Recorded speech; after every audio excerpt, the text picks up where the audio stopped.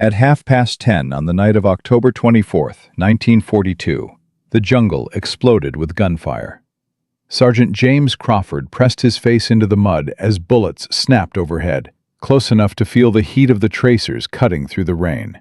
His hands found the cold steel breech of a weapon that half the United States Marine Corps considered a complete joke. The 37mm M3 anti-tank gun. They called it the pea shooter, the doorknobber, the toy cannon. In mess tents across the Pacific, Marines made bets that this gun could not even penetrate a sheet of plywood. They laughed at the men assigned to operate it. They said it was good for hunting rabbits, nothing more. But in the next 6 hours, this forgotten weapon would erase an entire Japanese regiment from existence. 2,127 elite soldiers of the Emperor's finest division would die in front of Buck Crawford's gun position. And by sunrise, every single expert who had written off this weapon as obsolete would be proven catastrophically wrong. This is the story of how one Texas rancher and his crew of misfits turned a military joke into the most devastating infantry weapon on Guadalcanal. And it all started because the United States Marine Corps refused to throw anything away. The war in the Pacific was not going well in the summer of 1942. Japan had conquered territory at a speed that shocked military planners around the world. Hong Kong fell in 18 days. Singapore, the supposedly impregnable fortress of British Asia, surrendered in just 1 week. The Philippines collapsed. Wake Island was overrun. The Japanese war machine seemed unstoppable, rolling across the Pacific like a tsunami that nothing could resist. American strategists needed a victory. They needed to stop the bleeding and prove that Japan could be pushed back. Their eyes fell on a tiny island in the Solomon chain that most Americans had never heard of. Guadalcanal. It was a miserable place, a volcanic nightmare covered in thick jungle, infested with malaria mosquitoes, soaked by endless tropical rain that turned everything to mud.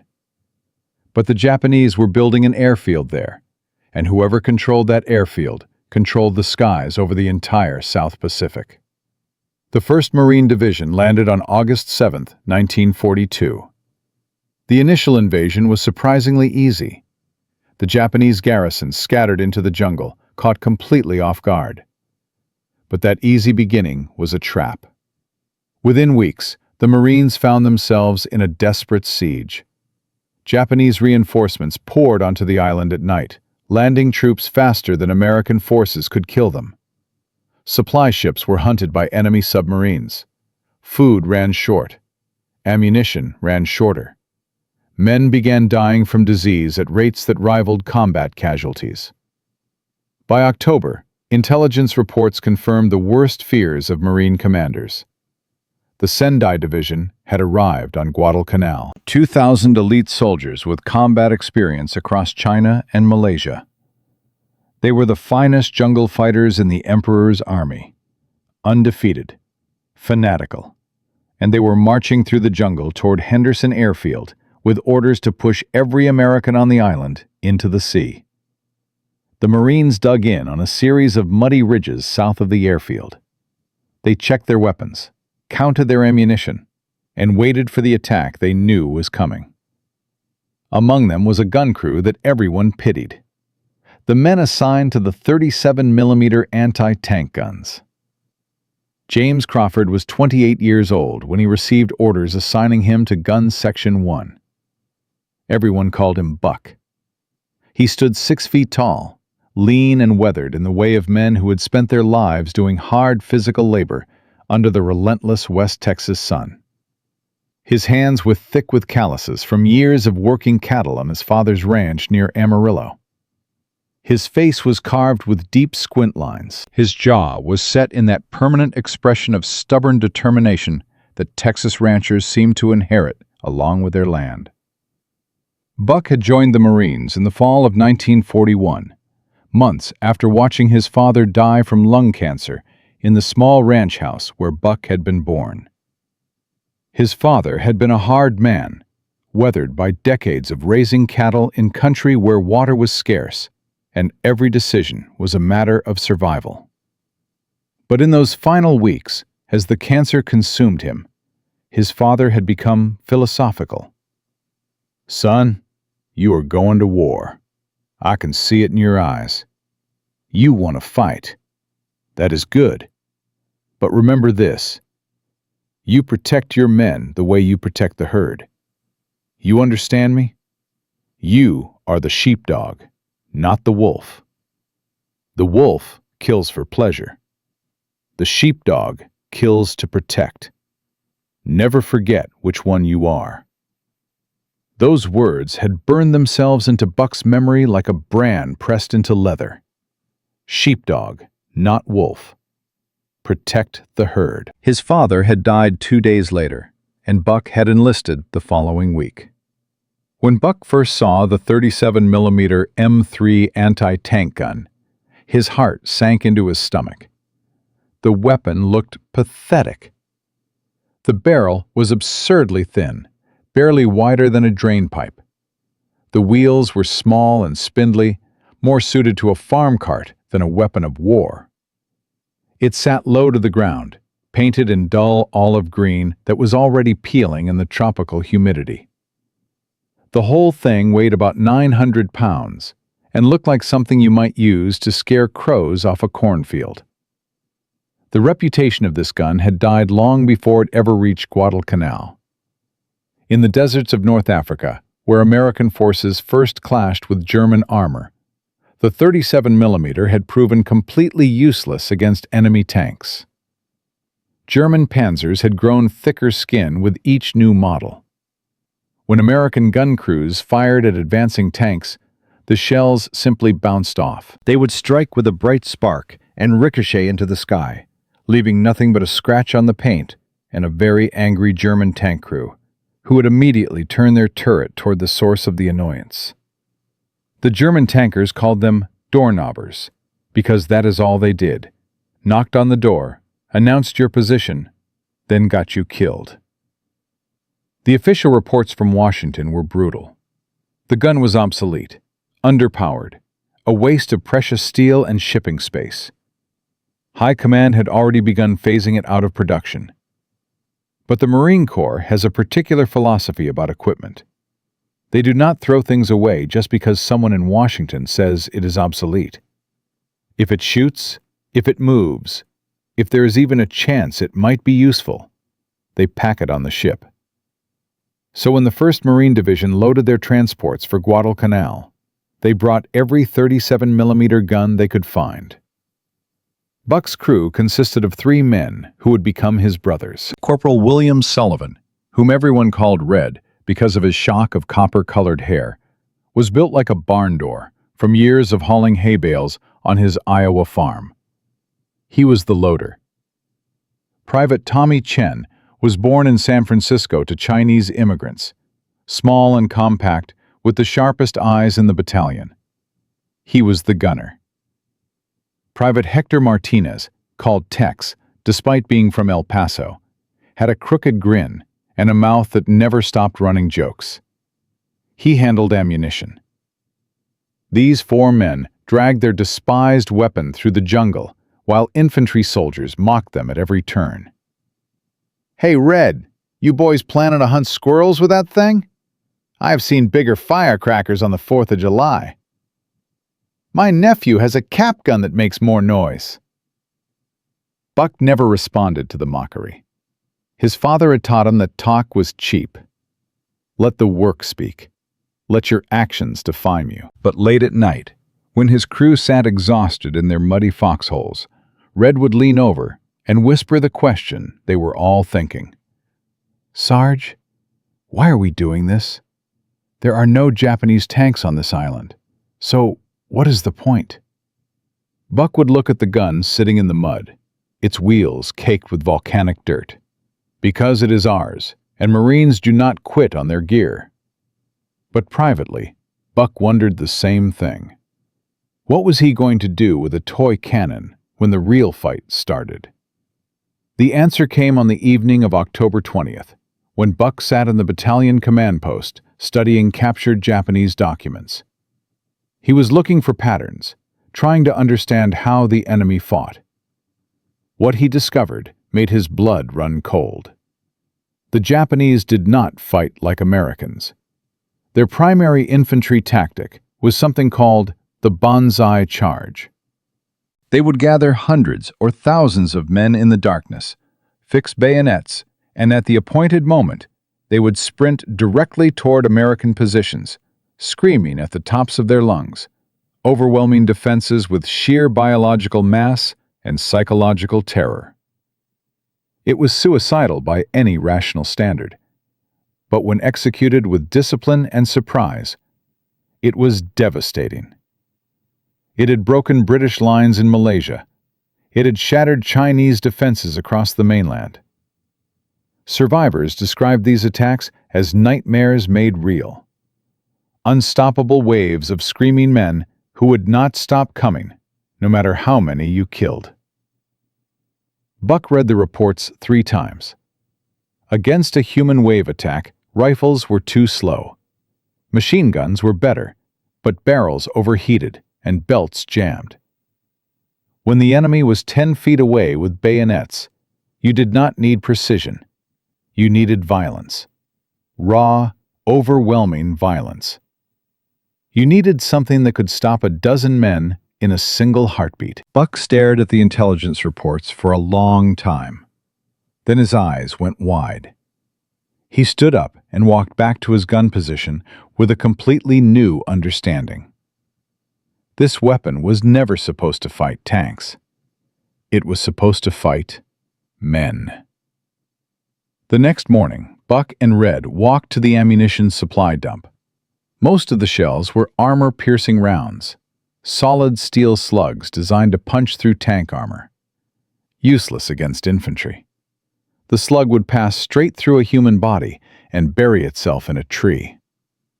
But then Red's hand hit something unexpected in the back corner of the dump.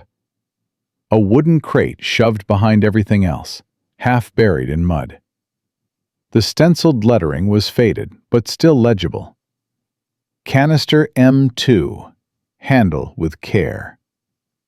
Buck pried the lid off, and his heart started beating faster. Inside were shells that looked nothing like the pointed armor-piercing rounds. These were blunt-nosed cylinders, ugly and industrial. Buck pulled one out and read the specifications stamped on the metal base. Read, "This is a shotgun shell. A shotgun shell the size of your forearm." The canister round contained 122 steel balls, each nearly half an inch in diameter. When fired, the thin metal casing would disintegrate instantly, releasing a spreading cone of destruction. At 50 yards, that cone would be 10 feet wide. At 100 yards, it would cover an entire jungle trail.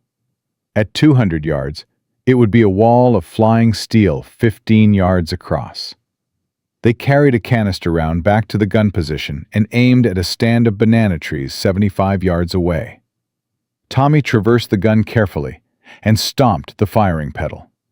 The sound was not a crack or a hammer. It was a roar. A 3-foot tongue of orange flame erupted from the barrel, and the banana trees simply disappeared. Not fell over, not damaged, disappeared.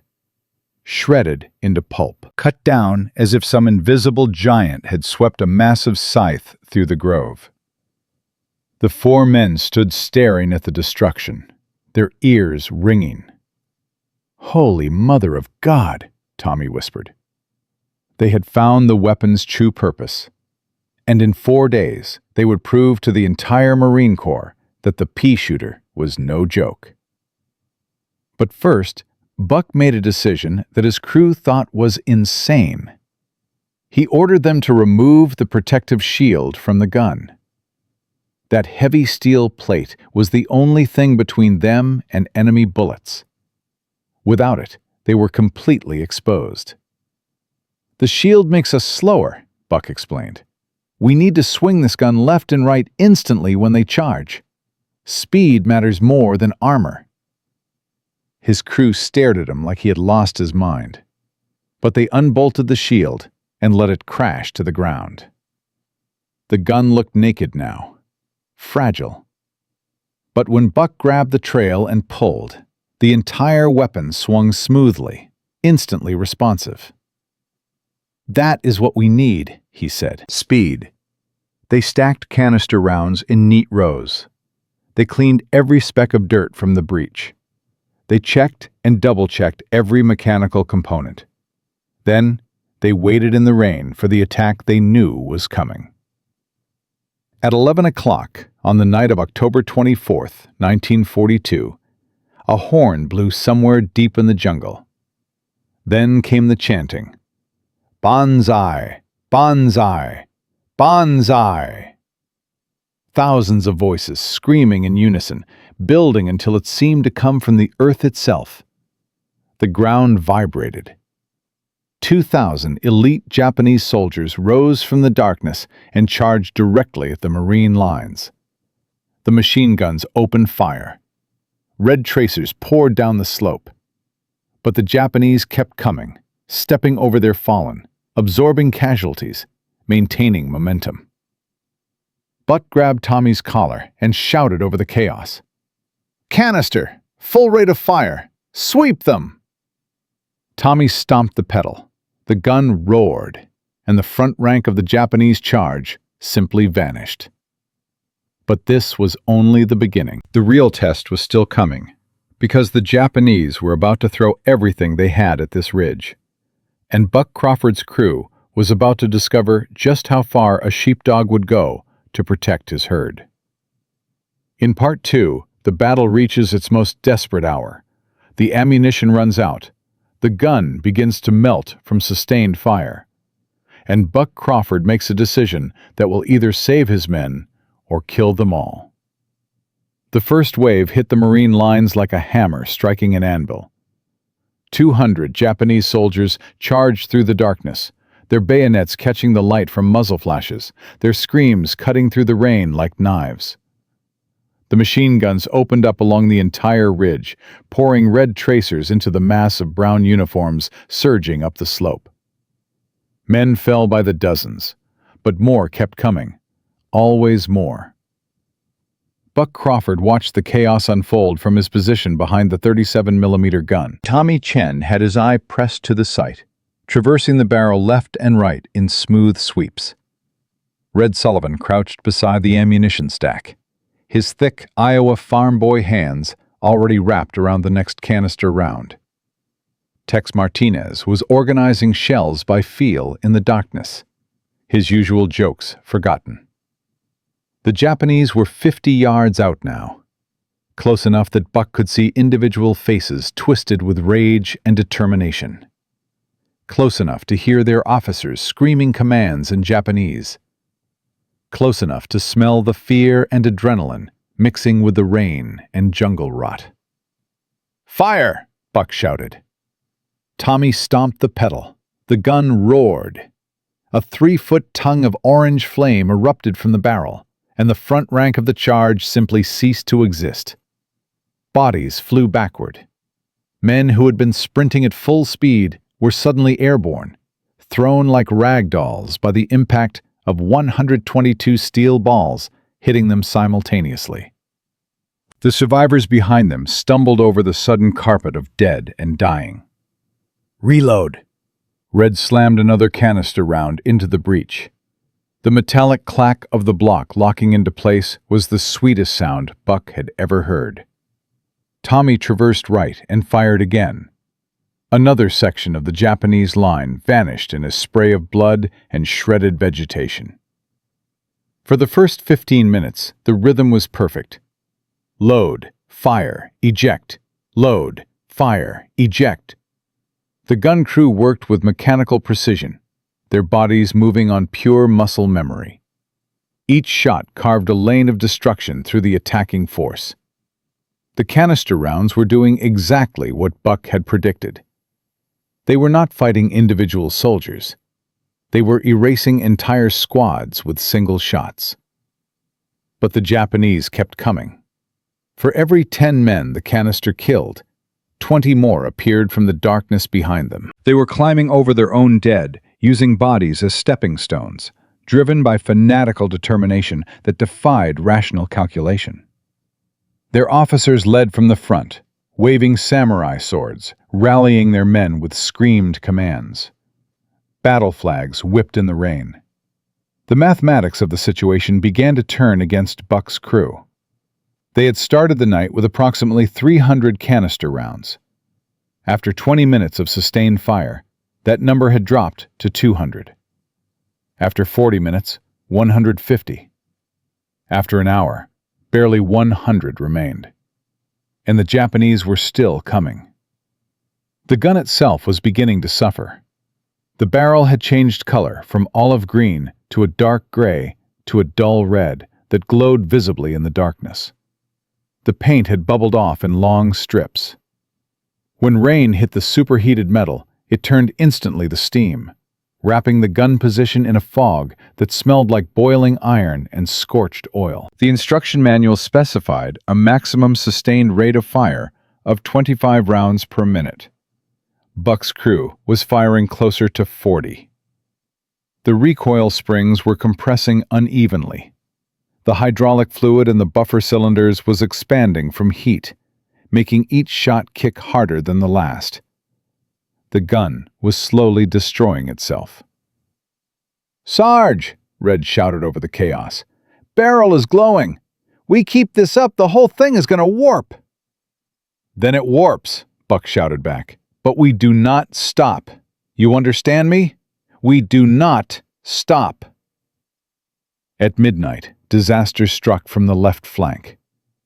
A Japanese mortar team had finally bracketed Gun Section 2, the other 37mm position 100 yards away. Buck heard the distinctive thump of mortars being fired, saw the flashes as rounds impacted around the position. Then, 3 grenades arced through the darkness and landed directly in the gun pit. The triple explosion lit up the night. Gun Section 2 fell silent instantly. Its barrel pointed uselessly at the sky, one wheel blown completely off. The Japanese heard the silence. They knew exactly what it meant. Half the American canister capability had just disappeared. They surged toward the gap where Gun 2 had been, screaming even louder, sensing weakness. Buck made a decision in that moment that would haunt him for the rest of his life. He grabbed his Browning machine gun and sprinted toward the destroyed position. Bullets snapped past his head. His boots slipped on blood and mud. But he reached the crater and threw himself down at the edge, opening fire into the mass of attackers at point-blank range. He was completely alone. No loader, no spotter, no one to watch his back. Just one man with a machine gun against hundreds of screaming soldiers 10 yards away. Back at Gun Section 1, the situation reached its breaking point. Tex reached into the ammunition crate and his hands scraped bare wood. He checked the next crate. Empty. Checked the third. Also empty.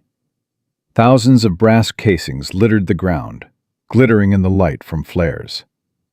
But there were no live canister rounds left anywhere. Tommy looked at Tex. Tex shook his head, his face white with terror. The gun fell silent. That silence was louder than any explosion. The rhythmic boom that had been holding the center of the line suddenly stopped. The Japanese heard it instantly. They rose from the grass where they had been pinned down and charged forward with renewed fury. 200 men sprinting toward a gun that could no longer fire. A runner appeared out of the darkness, sliding into the gun pit, carrying a small wooden crate. "Sergeant Crawford sent this," he gasped. "It is all we have left." Tex pried the lid off. Inside were armor-piercing rounds, solid steel slugs designed for punching through tank armor, completely useless against infantry. A solid slug would pass through one man and bury itself in a tree, wasting all its kinetic energy. Tommy stared at the ammunition with despair in his eyes. "We cannot stop a human wave with these." Then Buck's voice cut through the chaos from across the battlefield. Load it! Load it now! Aim at the ground in front of them! The ground! Tommy did not understand, but he trusted his sergeant. He loaded the armor-piercing round, traversed the gun downward, aimed at the volcanic rock directly in front of the charging Japanese, and stomped the firing pedal. The solid steel slug hit the ground at 2,000 feet per second, and Guadalcanal itself became a weapon. The volcanic rock exploded upward in a spray of jagged stone fragments. The impact shattered the slug into pieces. The rock splintered into hundreds of sharp projectiles. It was not as devastating as canister shot, but it was violent and unexpected. The front rank of the charge went down screaming, their legs and faces torn by flying stone. "Ricochet fire!" Tommy shouted. "Bank the rounds off the ground!" It was a desperate, improvised tactic, something you might see in a pool hall, not a battlefield. But it worked. Each armor-piercing round created a localized explosion of fragmented rock that caught the Japanese in their lower bodies. The island itself was fighting back. The sky began to lighten in the east, purple replacing black. Dawn was coming, and with it the American planes that would strafe any Japanese troops caught in the open. The enemy commander knew his window was closing. He committed his final reserve. Elite soldiers from the Imperial Guard marched up the slope in perfect formation, ignoring the machine gun fire, ignoring the rock shrapnel, stepping over their dead without breaking stride. Buck's crew fired their last armor-piercing round. The breach clicked open on empty air. Not a single round of any type remained. The Imperial Guard was 15 yards away. Tommy Chen grabbed the steel ramrod used for cleaning the barrel. Tex Martinez picked up a trenching shovel. Red Sullivan, his wounded shoulder bleeding through the bandage, grabbed a rifle from a dead Marine. They stood in front of their gun, forming a human wall between the weapon and the enemy. And then the jungle erupted behind the Japanese line. Fresh Marines from the reserve company crashed through the vegetation, pouring fire into the enemy flank. The battle dissolved into hand-to-hand combat, rifle butts swinging, bayonets flashing, men grappling in the mud. Buck Crawford was in the center of it, his jammed machine gun swinging like a medieval mace. The barrel was still hot enough to burn flesh on contact. He fought like a man possessed, like the sheepdog his father had told him to be, protecting his herd with everything he had left. The Japanese momentum that had seemed unstoppable for 6 brutal hours finally broke. Individual soldiers stopped advancing. Officers fell. The dawn light revealed American planes warming up on Henderson Airfield. The enemy began retreating, melting back into the jungle. When the sun rose fully over the ridge, it illuminated a scene that stopped every survivor cold. The jungle in front of the gun positions was gone. Not damaged, gone, erased for 200 yards. And Japanese bodies carpeted the slope. They were piled 3 and 4 deep in front of gun section 1, stacked in the ravines, floating in shell craters. The official count would come later. 2,127 confirmed Japanese dead against fewer than 300 Marine defenders. An entire regiment erased in a single night by a weapon that every expert had written off as obsolete. General Vandegrift arrived on the ridge that morning. He walked through the battlefield in silence, past the mountains of brass casings, past the destroyed gun that had saved Henderson Airfield.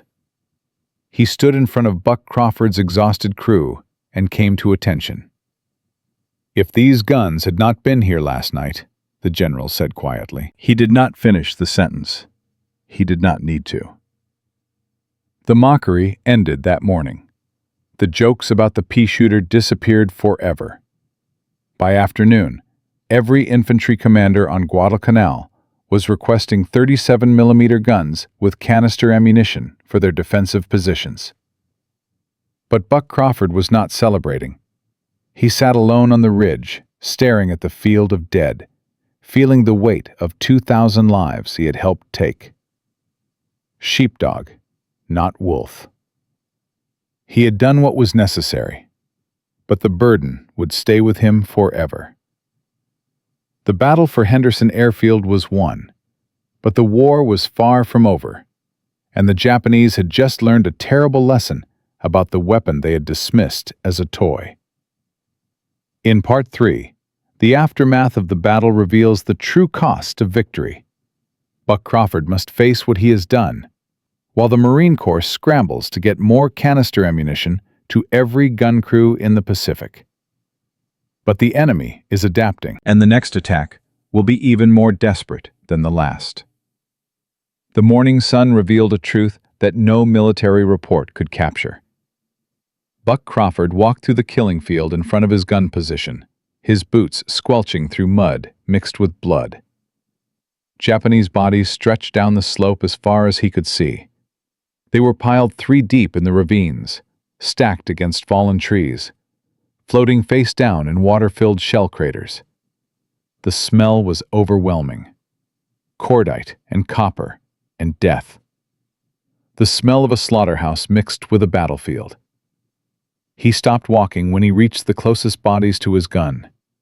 They lay just 5 feet from the wheels, close enough that he could have reached out and touched them from the firing seat. Close enough to see the terror frozen on their faces. Close enough to smell the fear that had been their final emotion. Buck had killed before. Every Marine on Guadalcanal had killed. But this was different. This was industrial. This was mechanical. One pull of a trigger had erased 10 men from existence. One canister round had deleted entire families from the future. Sons who would never return to their mothers.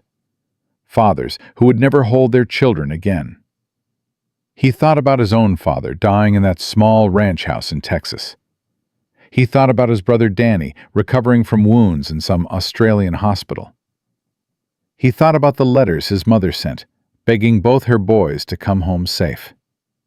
Sheepdog, not wolf. His father's words echoed in his mind.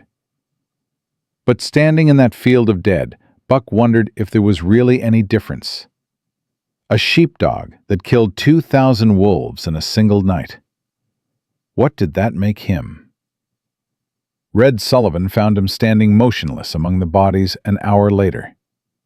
The big Iowan's left shoulder was wrapped in bloody bandages, but he had refused evacuation.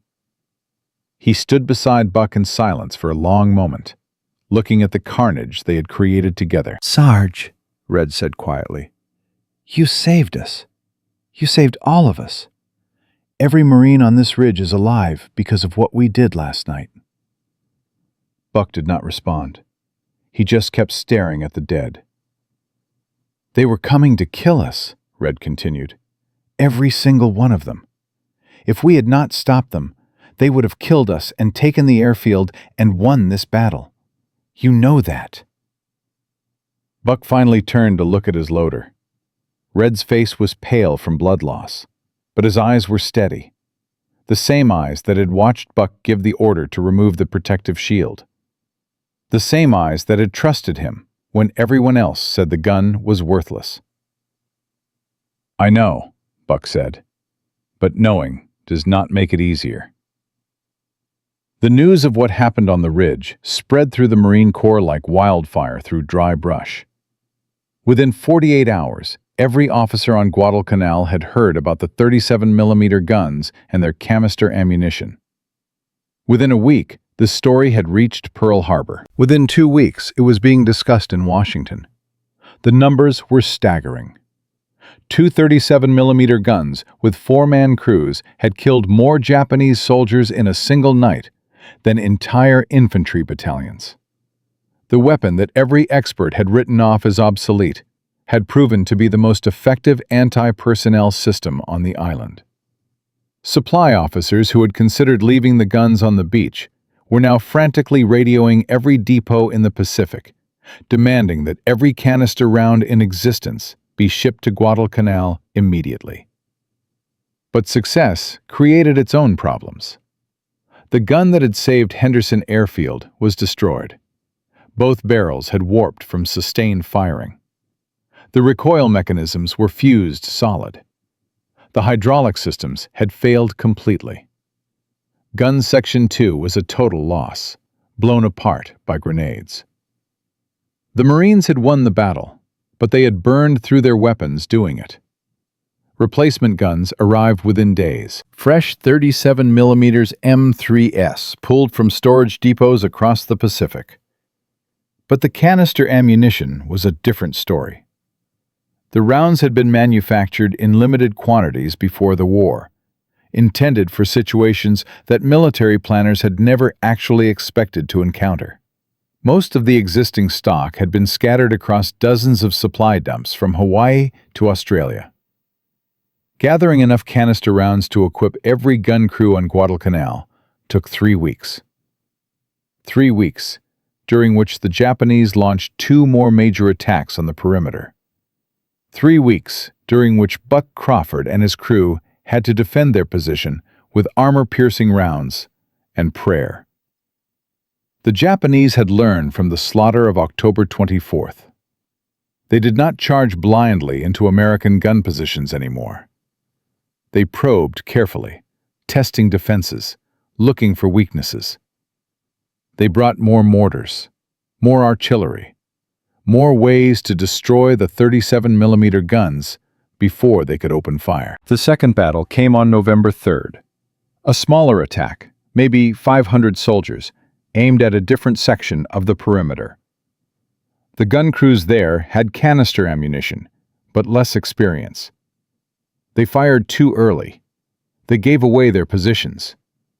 Japanese mortars zeroed in and destroyed 2 guns before the charge even reached the wire. 60 Marines died that night. 60 men who might have lived if the gun crews had been better trained. General Vandegrift called Buck to his command post the following morning. The general looked exhausted, dark circles under his eyes. A map of Guadalcanal spread across his desk, covered in red and blue markers, showing friendly and enemy positions. "Sergeant Crawford," the general said, "I need you to do something besides fight." Buck stood at attention, confused. "Sir? You know these guns better than anyone alive. You know how to use them, when to fire, where to position them. I need you to teach the other crews. Show them what you showed the Japanese on October 24th. Buck thought about his own gun crew, about Red and Tommy and Tex, about the bond they had formed dragging that weapon through the jungle while everyone laughed at them. He thought about leaving them to train strangers. "With respect, sir, my place is with my men." Vandegrift shook his head. "Your place is wherever you can save the most lives. Right now, that means teaching.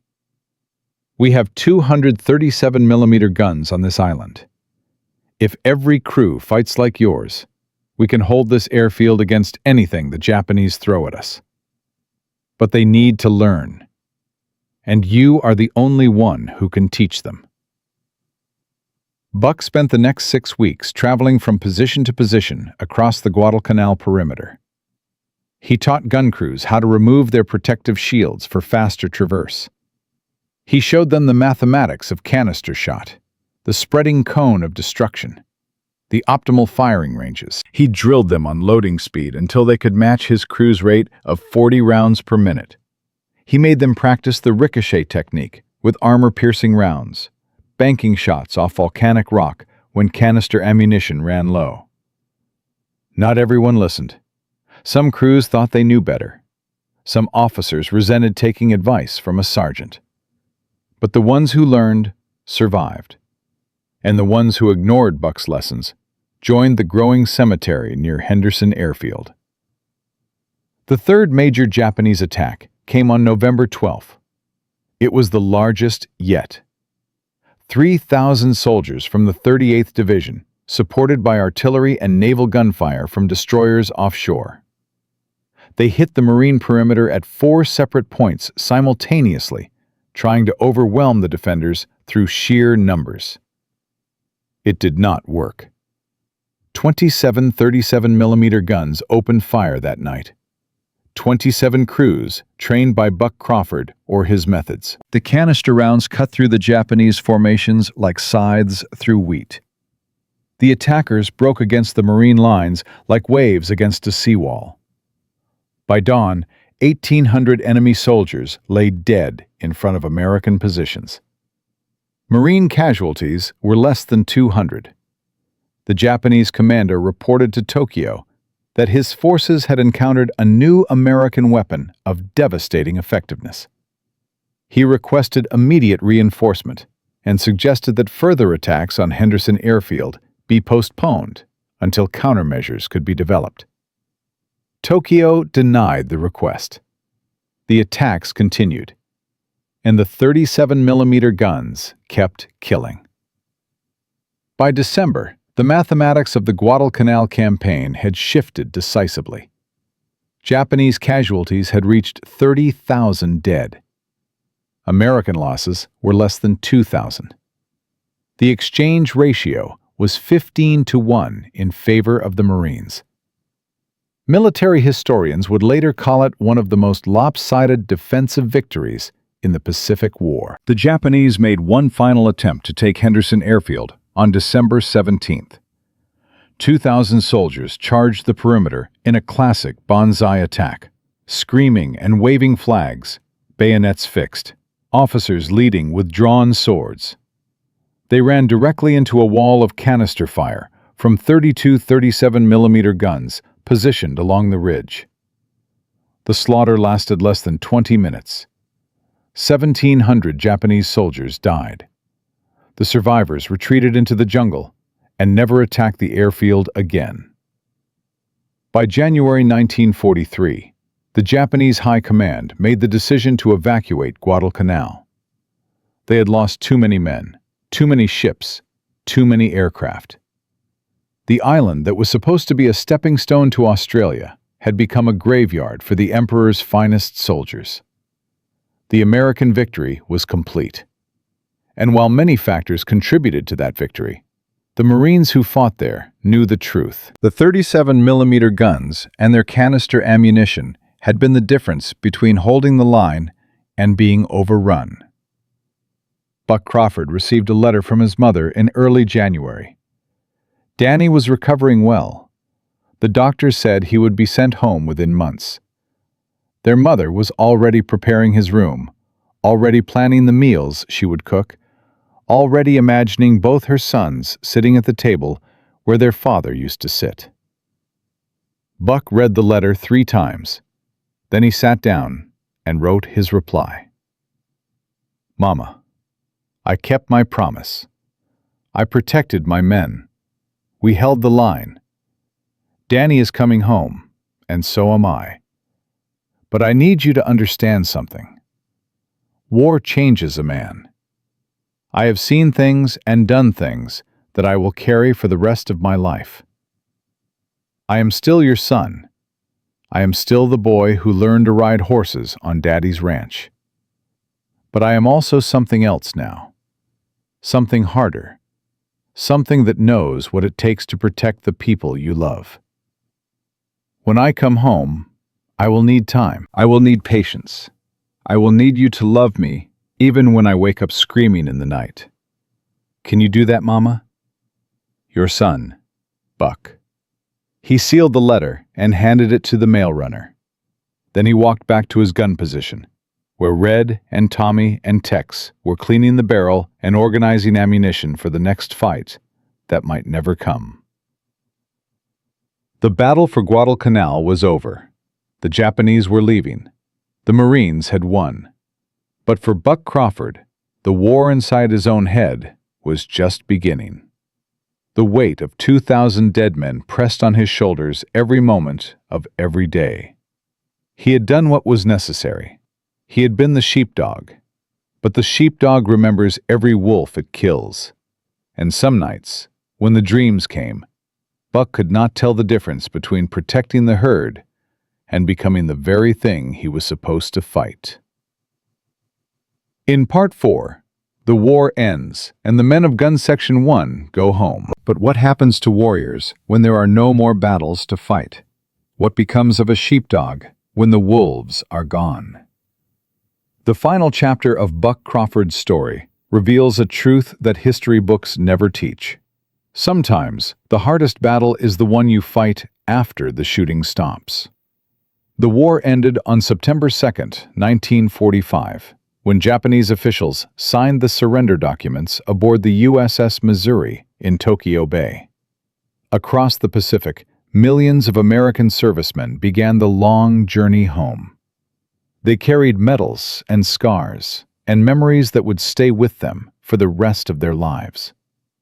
Among them was a 31-year-old sergeant from West Texas who had spent 3 years teaching Marines how to turn a forgotten weapon into the most effective infantry killer in the Pacific Theater.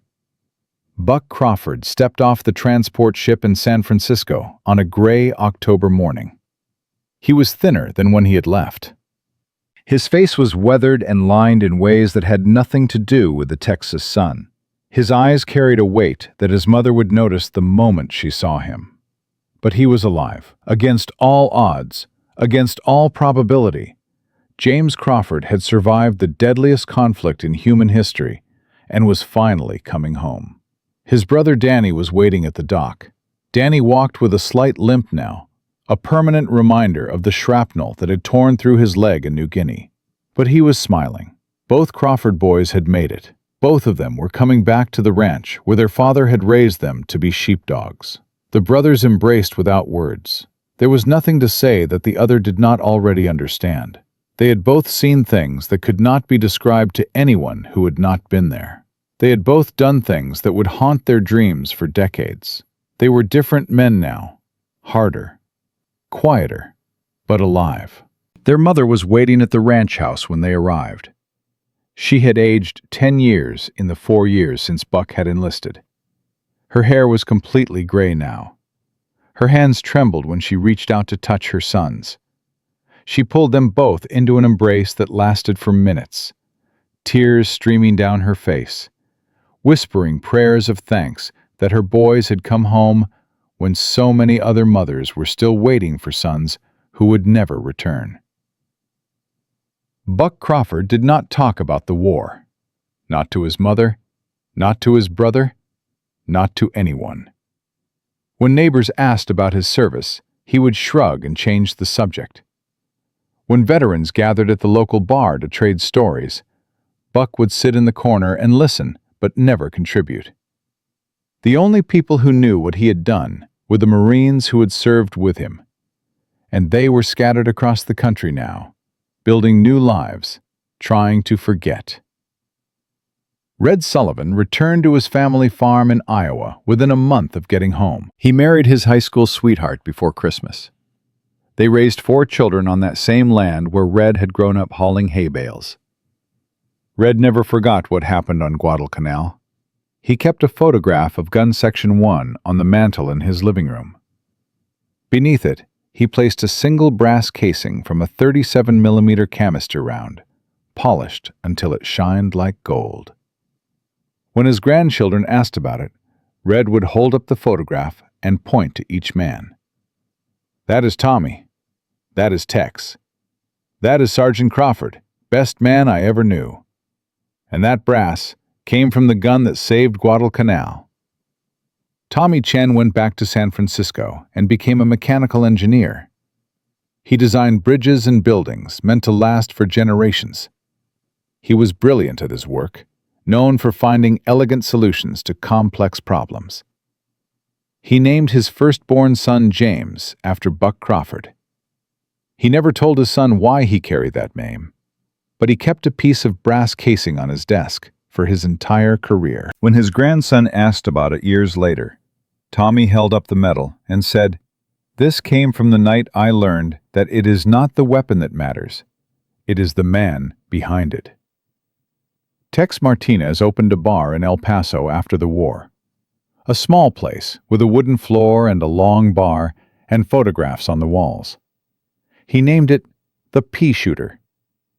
Right behind the bar, in a place of honor next to the bottles of whiskey, he hung a photograph of Gun Section 1, standing next to their gun. 4 young men in dirty uniforms grinning at the camera. Alive.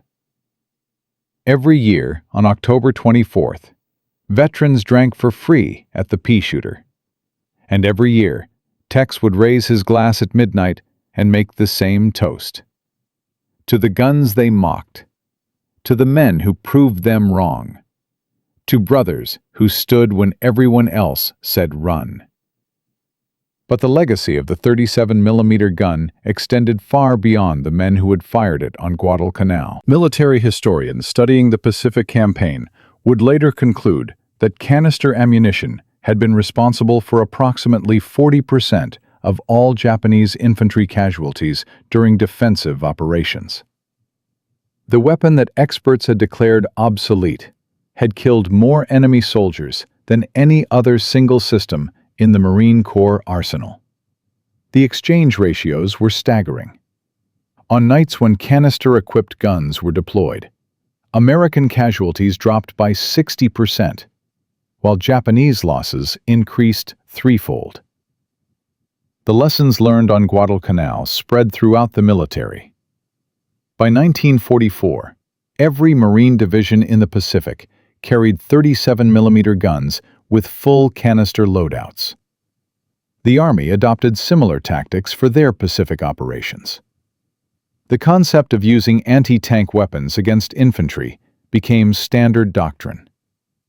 The gun crews, who had once been mocked as the outcasts of their battalions, became essential elements of every defensive position. The principles survived long after the 37mm itself was retired.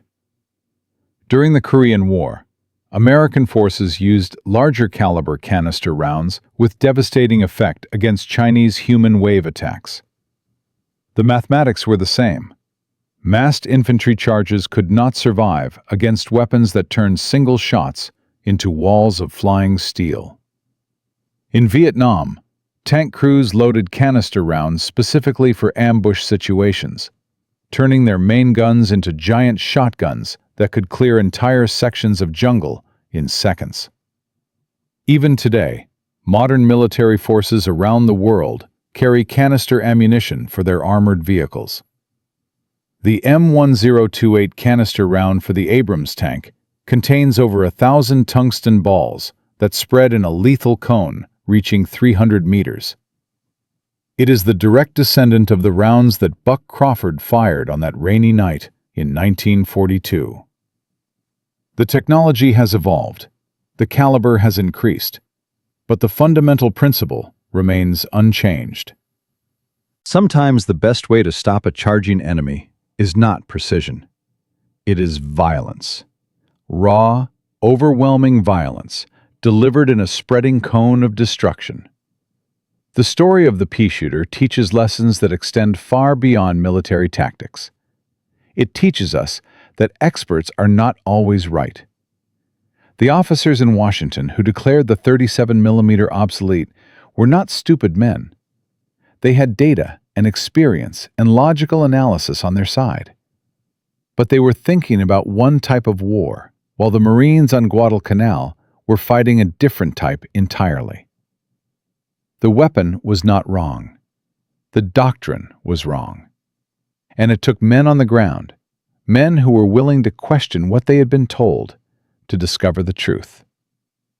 It teaches us that innovation often comes from the bottom, not the top. Buck Crawford was not a general or a scientist or a military theorist. He was a rancher from Texas who knew how to protect a herd. He looked at a problem with fresh eyes, unencumbered by assumptions about how things were supposed to work. He found a solution that the experts had missed, because he was not afraid to ask a simple question. What if we are using this weapon wrong? It teaches us that courage is not just about facing enemy fire. It takes courage to stand up and say that everyone else is wrong. It takes courage to remove your protective shield when every instinct screams for safety. It takes courage to trust your judgment when the entire military establishment tells you that your ideas are worthless. Buck Crawford showed that kind of courage every day on Guadalcanal. And his men trusted him because they saw that he was willing to share every risk he asked them to take. There is one final detail to this story that most people do not know. In 1992, 50 years after the battle that changed everything, Buck Crawford returned to Guadalcanal for a memorial ceremony. He was 78 years old. His hair was white. His hands shook slightly. But his eyes were still clear, still carrying that weight of memories that never faded. At the ceremony, Buck met a Japanese veteran named Hiroshi Yamamoto. Yamamoto had been 19 in 1942, a private in the Sendai Division. He had survived the October 24th assault by being held in reserve. He had seen the aftermath at sunrise. Through a translator, Yamamoto said, "Your guns, we thought they were nothing. Training weapons. Our officers laughed about them. We were very, very wrong." Buck looked at this old man with gray hair and a cane. He did not see an enemy. He saw a survivor. Someone who had been there. Someone who understood. "Your soldiers were brave," Buck said. "They fought hard for what they believed." Both men stood together on the ridge in silence, looking out over the jungle that had consumed the battlefield. Two old warriors acknowledging the shared weight of having survived when so many had not. Then Yamamoto bowed deeply, and Buck Crawford, the Texas rancher who had never bowed to anyone in his life, bowed back. Buck Crawford passed away peacefully in his sleep in 2003. He was 89 years old. He died in his own bed, in the house where he had been born, on the ranch where his father had taught him to be a sheepdog. His funeral brought hundreds of people to Amarillo. Marines from across the country came to pay their respects. There was a flag-draped coffin and a 21-gun salute, and taps played as the sun set over the Texas prairie. On his headstone, his family carved a simple inscription: Sergeant James Crawford, United States Marine Corps. Sheepdog. From a Texas rancher with a weapon everyone mocked, to a man who changed the course of the Pacific War. Buck Crawford proved that innovation does not require genius. It requires courage. The courage to look at a problem differently. The courage to trust your instincts when everyone says you are wrong. The courage to stand your ground when the whole world is screaming at you to run. The 37mm guns that he championed killed over 12,000 enemy soldiers during the Guadalcanal campaign alone. They saved countless American lives. They held the line when the line could not afford to break. And they proved that there is no such thing as a useless tool, only a lack of imagination. So the next time someone tells you that your ideas are crazy, that your methods are obsolete, that you do not have what it takes to succeed, remember Buck Crawford. Remember the pea shooter. Remember that sometimes the experts are wrong, and sometimes the underdog wins. And sometimes the only thing standing between victory and defeat is one stubborn person who refuses to quit. That is the power of courage. That is the legacy of the men who stood on that ridge. And that is a lesson worth remembering.